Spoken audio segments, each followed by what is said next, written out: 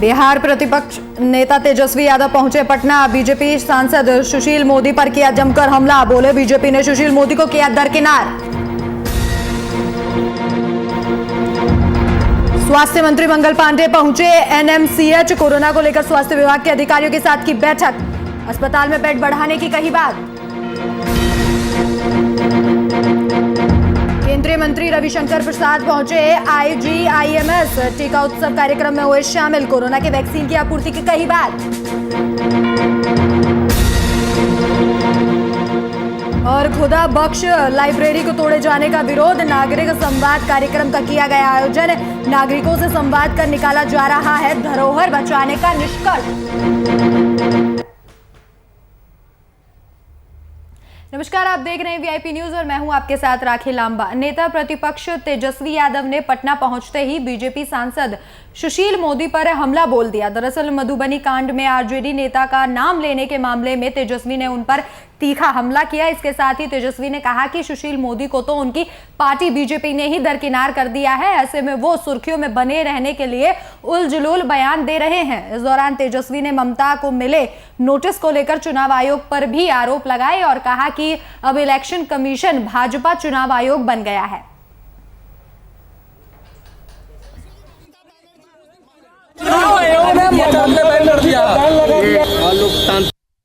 तो अनर्गल बयान देने में माहिर है।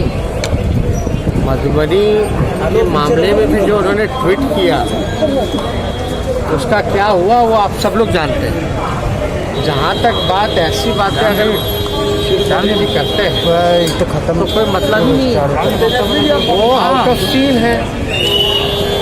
बिहार बीजेपी ने उनको दरकिनार कर दिया है। अब वो उल्टी सीधी बात करके केवल न्यूज में बने रहना चाहते हैं।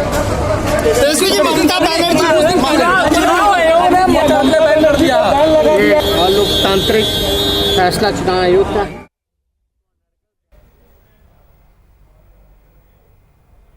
तो वहीं केंद्रीय मंत्री रविशंकर प्रसाद पटना के आईजीआईएमएस पहुंचे, जहां इस दौरान उन्होंने टीका उत्सव कार्यक्रम में शामिल हुए। आपको बता दें कि रविशंकर प्रसाद ने आईजीआईएमएस में स्वास्थ्य कर्मियों से मुलाकात कर कई मुद्दों पर जानकारी भी दी।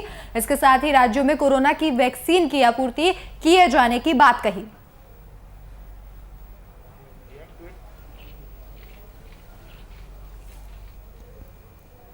और मैं यही कहूंगा कि इसको राजनीतिक चश्मे से न देखा जाए।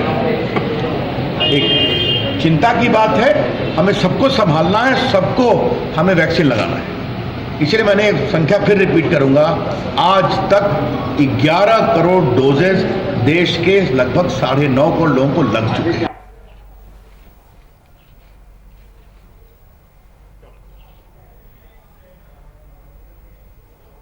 तो वहीं पटना में कोरोना के बढ़ते संक्रमण से जहां मरीजों की संख्या में लगातार इजाफा हो रहा है, तो वहीं कोरोना संक्रमण मरीजों की मौत का आंकड़ा भी बढ़ने लगा है। पटना के अगमकुआ स्थित एनएमसीएच में लगातार मरीजों की मौत से अस्पताल परिसर में हड़कंप मचा हुआ है। इसी कड़ी में राज्य के स्वास्थ्य मंत्री मंगल पांडे मंगलवार को बिहार के दूसरे बड़े अस्पताल एनएमसीएच पहुंचे और कोरोना को लेकर उन्होंने स्वास्थ्य विभाग के अधिकारियों और अस्पताल के सुप्रिंटेंडेंट के साथ मीटिंग की। इसके बाद उन्होंने बेड बढ़ाने की बात कही।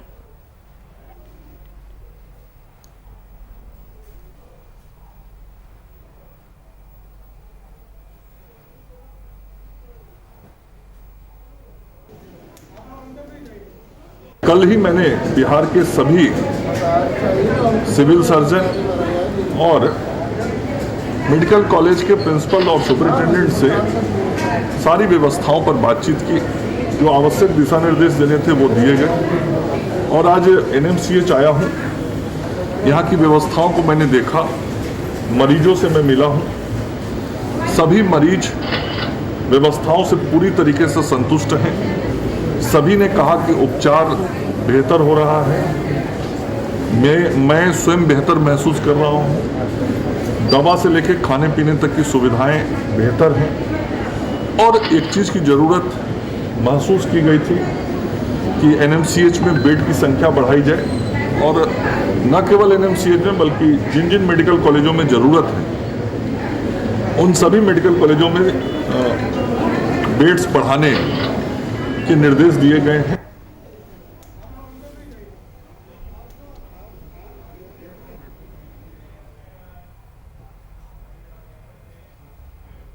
किशनगंज निवासी दिवंगत दारोगा अश्विनी कुमार के घर जाप सुप्रीमो पप्पू यादव पहुंचे। इस दौरान उन्होंने उनके परिजनों से मुलाकात कर सांत्वना दी। दिवंगत दारोगा के घर पहुंचे पप्पू यादव ने पार्टी की ओर से परिवार को तत्काल 50,000 रुपए की मदद कर आगे भी परिवार के साथ न्याय दिलाने में खड़े होने का भरोसा दिया।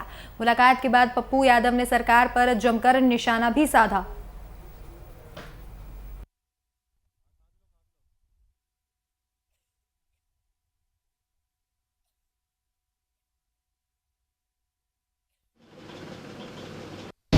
आज भर दिन सोशल मीडिया पर, चैनल पे और जदयू के प्रवक्ता का बयान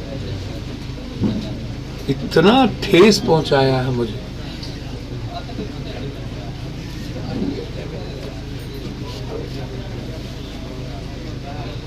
इस घटना को आज पूरे चैनल में, सोशल मीडिया में पॉलिटिकल पार्टी का जो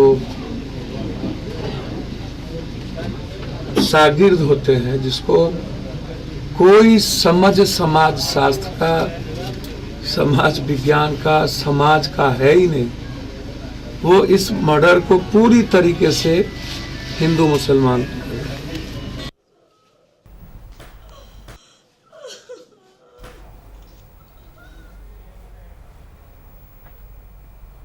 तो वहीं बिहार विधानसभा में मिली हार के बाद एलजेपी ने अपने संगठन को मजबूत करने में जुट गई है और बीते दिनों एलजेपी के मती हानि से एकमात्र विधायक ने जेडीयू के दामन थाम लेने के बाद अब एलजेपी ने भी अपने संगठन को फिर से मजबूत करने में जुट गई है। एलजेपी के वैशाली से सांसद वीणा देवी ने जिला में संगठन मजबूत करने और पंचायत चुनाव में अपनी भूमिका को लेकर नए जिला अध्यक्ष को कमान सौंपी है और इसके लिए एक अभिनंदन समारोह का आयोजन भी किया गया, जिसमें कहा गया कि बिहार की सरकार और प्रशासन बीते कई दिनों से लगातार जारी घटनाओं को लेकर अपनी गंभीरता और कार्य को लेकर लोगों की उम्मीद पर खरा उतरे।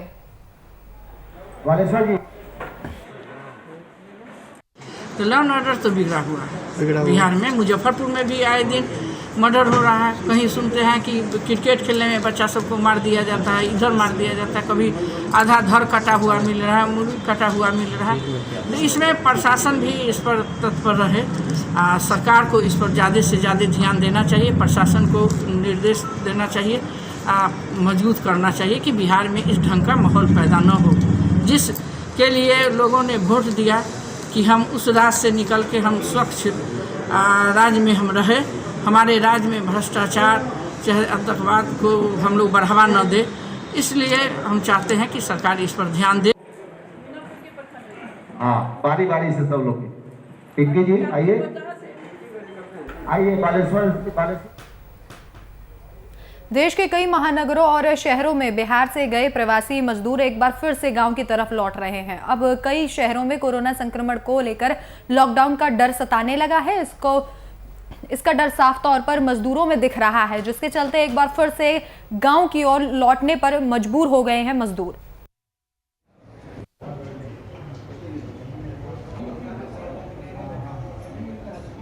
जो भी मजदूर आ रहे हैं, हमारे मजदूर भाई जितने भी लौटेंगे उनको हम लोग मनरेगा में जॉब कार्ड के माध्यम से काम उपलब्ध कराएंगे। अन्य माध्यमों से भी उपलब्ध हम लोगों ने पिछले बार भी कराया है, इस बार भी कराएंगे। उसके लिए तैयारी चल रही है, तैयारियां हैं। मजदूर भाई आएंगे तो जो मनरेगा हमारे हर एक पंचायत में है, हर एक पंचायत में काम होता है, हम लोग उसको मजदूरी जरूर उपलब्ध कराएंगे। हम मुंबई में थे, वहाँ मशीन चलाते थे। अब आए हैं यहाँ देखिए क्या मिलता। उस बार तो भाग के आए थे, फिर इस बार लॉकडाउन लगने वाला था, इसलिए फिर भाग के चल आए हैं। अब फिर देखिए क्या करते हैं। हम तो दिल्ली में रहते थे, वहाँ जींस का कंपनी था, उसी में कटिंग वटिंग का काम करते थे। इसके पहले लॉकडाउन हुआ था तो किसी कारण मतलब आने में नहीं बना था, तो वहीं रह गए थे। बहुत कष्ट से जीवन बिता दिए वहाँ 2-3 महीना जो भी। इस बार ऐसा लगा कि लॉकडाउन लगने वाला है, डर सा, तो गाँव चले आए हैं।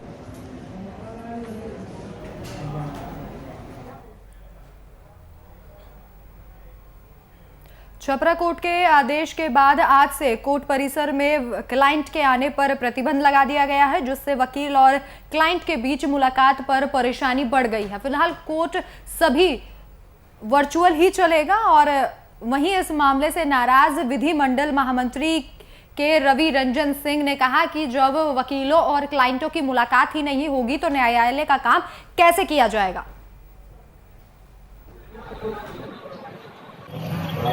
देखिए, मेरा मानना है कि फिजिकल कोर्ट होना चाहिए और जो गेट पर एक गेट जजेस के लिए फ्री कर दीजिए। यहाँ 4 गेट है हमारे सिविल कोर्ट में, तो कम से कम एक गेट तो मुवक्किल के लिए खोल दीजिए। वो अपने अधिवक्ता का मेरा सेपरेट बिल्डिंग है, इसमें जिसमें अधिवक्ता बैठते हैं वहां करके वो मिल ले।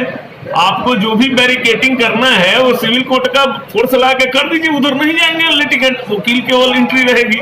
लेकिन अगर वकील से अधिवक्ता की मुलाकात नहीं होगी तो ये रोड पर मछली बेचने जैसा कार्यक्रम हो जाएगा। लोग आता है 50 किलोमीटर से 100 किलोमीटर से अपनी बात कहने, डॉक्टर के यहाँ रोगी नहीं जाए, अधिवक्ता के यहाँ मुवक्किल नहीं जाए, तो ये होगा कैसे, चलेगा कहाँ से।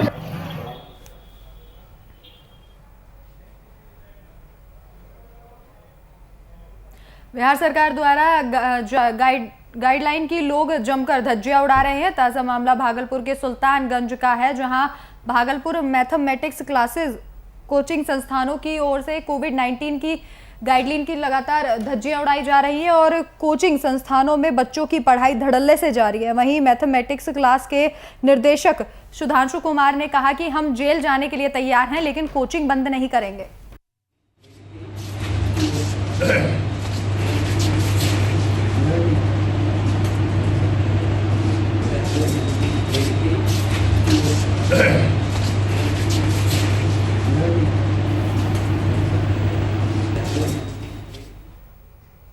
कोरोना के संक्रमण का असर आम आदमी के साथ साथ अब मंदिरों पर भी पड़ने लगा है। कोरोना के बढ़ते मामलों के चलते कैमूर जिले के पवरा पहाड़ी पर स्थित मां मुंडेश्वरी का मंदिर 30 अप्रैल तक के लिए बंद कर दिया गया है। कैमूर जिले के भगवानपुर प्रखंड के पवरा पहाड़ी पर स्थित मां मुंडेश्वरी मंदिर देश का सबसे प्राचीन मंदिर है। चारों तरफ पहाड़ और उसके बीच में मां मुंडेश्वरी का मंदिर स्थित है। यहाँ आने वाले हर श्रद्धालु मां मुंडेश्वरी की पूजा अर्चना कर यहाँ की सुंदरता को देख आनंदित हो उठते हैं। नवरात्र का आज पहला दिन होने के चलते काफी संख्या में श्रद्धालु मंदिर में दर्शन करने के लिए सीढ़ी तक तो पहुंचे, लेकिन वहां पहले से मौजूद धार्मिक न्यास परिषद के सदस्यों ने प्रशासन के लोगों ने मंदिर को बंद होने का हवाला देते हुए उनको वापस जाने को कहा।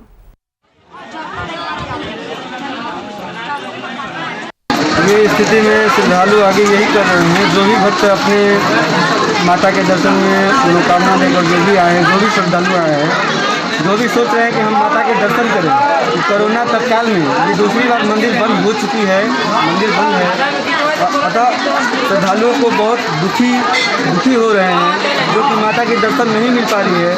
और जो भी भक्त आ रहे हैं अपने सीढ़ी पर ही माथा टेकते हुए माता की मनोकामना को यहीं से स्मरण करते हुए, दर्शन करते हुए और अपने घर को लौट जा रहे, मगर दुखी तरह से पहुंच रहे हैं कि मैंने माता का दर्शन प्राप्त नहीं किया।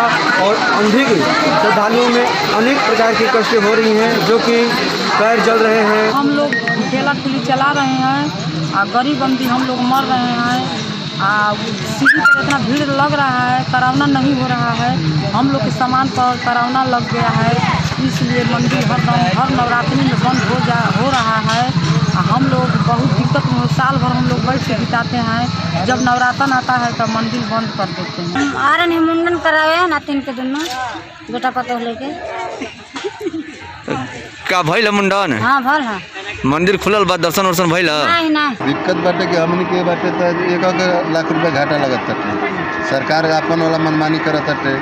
यही जाके लोग बाटे तो जब आओ तो जंगल विभाग कभी परेशान करता तो कभी बिहार सरकार परेशान करता है, जगह चलते हमने के ज़्यादा परेशानी हो रही है। कौन सा काम करते हैं आप? हम प्रसाद बेचते हैं। कितने साल से प्रसाद बेचते हैं? अरे कुछ नहीं, तो हम लमसम में बता रहे हैं कि 1990 से हम बेच रहे हैं। मंदिर जो है बिहार राज्य सरकार के आदेशानुसार बढ़ रहे कोविड के प्रसार को देखते हुए मंदिर बंद करने का आदेश जारी हुआ। आदेश मिलते ही मंदिर को बंद कर दिया गया है। यह मंदिर जो है 30 अप्रैल तक मंदिर बंद रहेगा। और रही बात श्रद्धालुओं के आने की, तो किसी को जानकारी है, किसी को नहीं है, कोई श्रद्धावश भी आना चाह रहा है कि नहीं जाके हम मंदिर परिसर में नीचे ही कैंपस में जाएंगे, घूम लेंगे। इस उद्देश्य से श्रद्धालु आ रहे हैं। हालांकि उनके आने पर भी पाबंदी ही है, सरकार द्वारा भी, प्रशासन द्वारा भी जो है रोका जा रहा है। लेकिन जो लोग आ रहे हैं वो अपना नीचे से ही माथा टेक के अपने जा रहे हैं। विश्व प्रसिद्ध ऐतिहासिक धरोहर खुदा बख्श लाइब्रेरी के एक हिस्से पर मंडरा रही खतरे के बीच नागरिक संवाद कार्यक्रम किया गया। वहीं पुस्तकालय समिति के अध्यक्ष सुदामा प्रसाद ने कहा कि शहर को जाम से मुक्ति दिलाने के लिए ओवरब्रिज की जरूरत है, लेकिन इन सब के बाद भी जो विश्व धरोहर है उसे बचाने की भी जरूरत है और उसी को लेकर नागरिकों से संवाद किया जा रहा है। दरअसल कारगिल चौक से पटना के NIT पटना तक 2.2 किलोमीटर लंबा डबल डेकर फ्लाईओवर बनना है। तो ये चिंतित भाव वो मैंने कि कारगिल चौक से लेकर NIT तक सरकार फ्लाईओवर बनाना चाहती है। मैंने जाम की समस्या से निजात के लिए और उसमें खुदा बख्श लाइब्रेरी जो है उसका एक पार्ट और कर्जन हॉल जो है लॉर्ड कर्जन हॉल उसको तोड़ने की बात हो रही है। उसके साथ ही जो साइंस कॉलेज पटना विश्वविद्यालय कई बिल्डिंग टूटेंगे। तो जब हम लोग को ये बात मालूम हुई तो हमने बिहार विधानसभा के माननीय अध्यक्ष महोदय को पत्र लिखा इसको बचाने के लिए। बिहार के माननीय मुख्यमंत्री जी को पत्र दिया, 8 अप्रैल को दिया और ये हम लोगों ने गुजारिश किया कि इसको रोका जाए किसी भी कीमत पर। यूनेस्को ने भी विश्व के धरोहरों में इसे 1969 में शामिल किया है। तो ये चिंतित भाव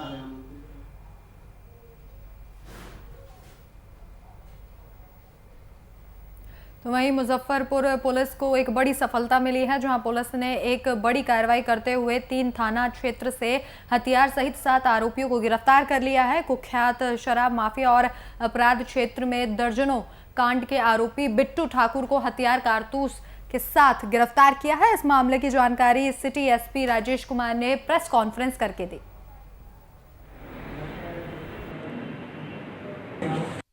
दिनांक 9/4 को कटरा थाना अंतर्गत बड़वाडी के पास में एक माइक्रो फाइनेंस कंपनी के कर्मचारी के साथ में लूटपाट की घटना हुई थी।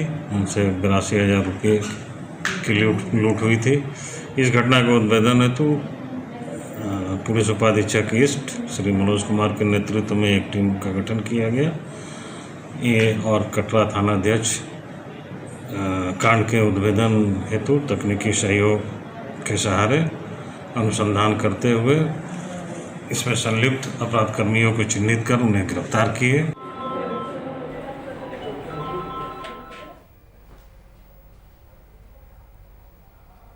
सहकारिता मंत्री सुभाष सिंह के फर्जी फेसबुक अकाउंट से लोगों से पैसा मांगने का मामला सामने आया है। वहीं सहकारिता मंत्री ने इसकी जानकारी देते हुए कहा कि मेरे नाम से फर्जी अकाउंट बनाकर लोगों से पैसा मांगने का काम किया जा रहा है, जिसमें मेरे संबंधी और करीबी लोग शामिल हैं। उनसे पैसा मांगने का काम किया जा रहा है, जिसकी शिकायत उन्होंने EOU के SP पंकज कुमार को दी है। और इसके साथ ही उनका कहना यह भी है कि कुछ लोग उन्हें बदनाम करने के लिए फर्जी अकाउंट बनाकर पैसे मांग रहे हैं। इस पर जल्द से जल्द कार्रवाई करने की जरूरत है।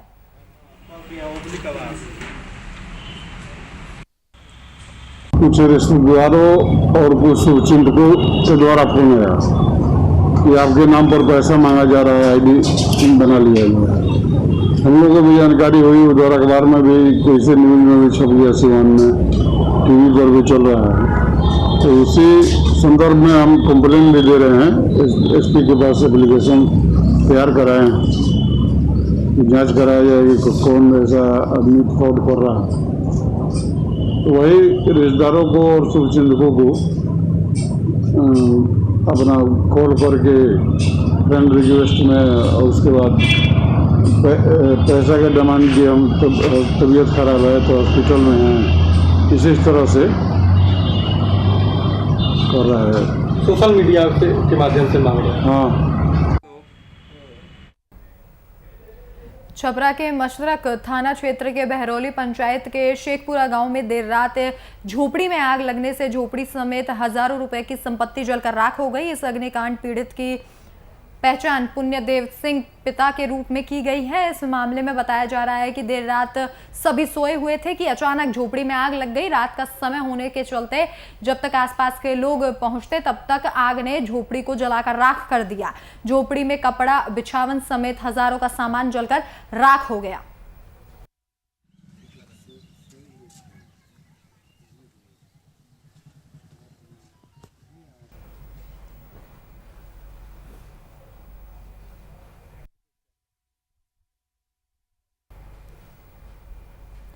बिहार में कोरोना के बढ़ते फैलाव के बाद मोकामा में ब्लॉक सह अंचल कार्यालय आम लोगों के लिए बंद कर दिया गया है, लेकिन तत्काल सेवा के लिए कार्यालय खुला रहेगा। सरकार के इस फैसले के बाद मोकामा ब्लॉक परिसर में सन्नाटा पसर गया और ब्लॉक कार्यालय के एक अधिकारी को कोरोना की पुष्टि होने के बाद पूरे मोकामा ब्लॉक परिसर में खौफ का आलम है। कर्मचारियों की उपस्थिति पर भी ब्रेक लगा दिया गया है। बता दें कि ब्लॉक कार्यालय में आज होने वाली एक अहम बैठक को भी रद्द कर दिया गया था। इसी कड़ी में बीडीओ मनोज कुमार का कहना है कि आम लोगों की जिंदगी महफूज रखने के उद्देश्य से ब्लॉक सह अंचल कार्यालय बंद किया गया है।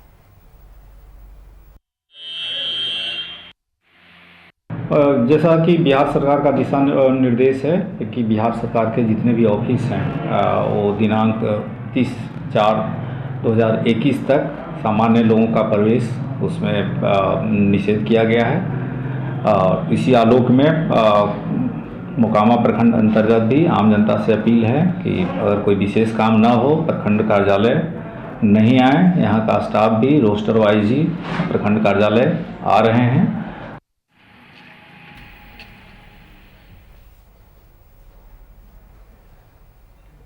समस्तीपुर में इन दिनों आग का कहर लगातार जारी है। अब ना जाने कितने घरों को अपनी आग चपेट में लेने वाला है। ताज़ा मामला समस्तीपुर के जो पौष इलाके का है, जहां बीती रात शॉर्ट सर्किट की वजह से एक घर में आग लग गई और देखते ही देखते आग ने अपना विकराल रूप ले लिया, जिसमें लाखों का सामान जलकर खाक हो गया। लेकिन आग के इतने विकराल रूप लेने के बाद भी स्थानीय लोगों की मदद से किसी दूसरे घर को कोई नुकसान नहीं पहुंचा है, जिसके बाद सूचना मिलने पर पुलिस और अग्निशमन भी अपनी तत्परता बखूबी निभाते हुए दिखाई दिए और आग पर काबू पाया।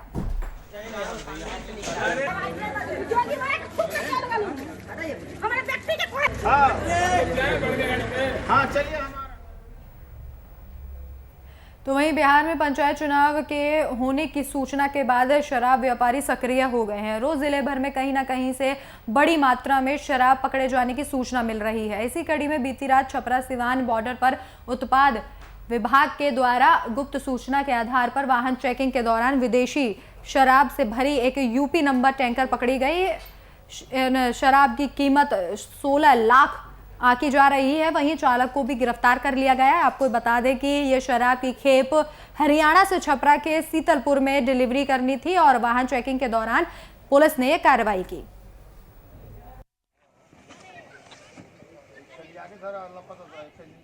ये गुप्त सूचना मिली थी कि उत्तर प्रदेश से एक वाइल्ड टैंकर आ रहा है जिसमें कुछ विदेशी शराब लदा हुआ है। हम लोगों ने ये अशोक कुमार इंस्पेक्टर के नेतृत्व में एक टीम का गठन किया और वो बंसोई चेक पोस्ट पे इस टैंकर को पकड़ा गया। उसमें एक बॉक्स बना करके करीब 158 कार्टन विदेशी शराब का रखा गया था। एक व्यक्ति को गिरफ्तार किया गया है जो ड्राइवर है और रोहतक का रहने वाला है। मुजफ्फरपुर बिहार हथौड़ी थाना पुलिस को एक बड़ी सफलता हाथ लगी है। सामूहिक दुष्कर्म का वायरल वीडियो के जरिए पुलिस ने मुख्य आरोपी को गिरफ्तार कर लिया है। दरअसल होली के दिन 5 युवकों ने एक नाबालिग के साथ सामूहिक दुष्कर्म को अंजाम दिया था, जिसके बाद नाबालिग ने थाने में 5 लोगों के खिलाफ मामला दर्ज करवाया था, जिसमें हथौड़ी थाना क्षेत्र के पित्तौझिया गांव से मुख्य आरोपी अर्जुन सहनी को गिरफ्तार कर लिया गया है और उसे न्यायालय के आदेश पर 14 दिनों की न्यायिक हिरासत में भेज दिया गया है। वहीं लोक अभियोजक डॉक्टर संगीत शाही ने बताया कि इस मामले में स्पीड ट्रायल चलाकर पीड़ित को हर संभव इंसाफ दिलाने का प्रयास किया जा रहा है।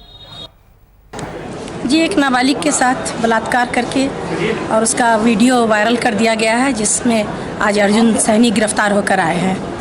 अब आगे इसमें क्या करेंगे? आगे इसमें है कि इनको जेल भेजा जाएगा, उसके बाद स्पीडी ट्रायल चलाकर इनको सजा दिलवाया जाएगा, क्योंकि ये तो समाज के विरुद्ध अपराध है और ऐसे अपराध के जो खुलेआम जो लोग घूम रहे हैं वो पकड़ा जाए और उनको जल्दी सजा नहीं हो तो इससे एक विपरीत प्रभाव पड़ता है। तो इसके लिए हम लोग पूरा कोर्ट से भी कोशिश करेंगे और ये पॉक्सो का मामला है, पॉक्सो कोर्ट में स्पेशल ट्रायल चलाकर इनको सजा दिलवाने की पूरी कोशिश की जाए। इसमें बीती रात प्राथमिकी नामजद अभियुक्त की गिरफ्तारी कर माननीय न्यायालय में प्रस्तुत किया जा रहा है। कितने लोगों के खिलाफ नामजद मुकदमा हुआ है? 5 लोगों के खिलाफ। और मामला क्या है? ये गैंगरेप का मामला और IT एक्ट का मामला है। नहीं पता है, पर हमको पता है मेरा 9 बजे रात को चलेगा 225 नंबर। तो फिलहाल इस वक्त के बुलेटिन में मेरे साथ इतना ही। देश और दुनिया की तमाम बड़ी खबरों के लिए देखते रहिए VIP न्यूज़। नमस्कार।